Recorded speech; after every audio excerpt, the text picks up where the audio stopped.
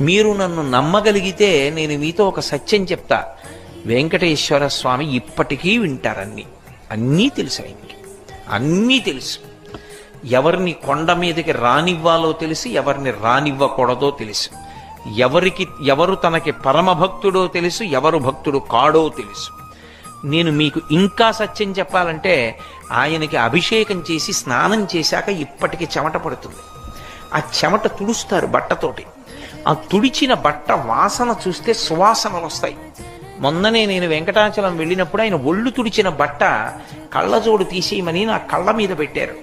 వెంకటేశ్వర స్వామి వారిని ముట్టుకున్నప్పుడు పసిపిల్లవాడి శరీరం ముట్టుకున్నంత మెత్తగా తగులుతూ ఉంటుంది అని చెప్తారు.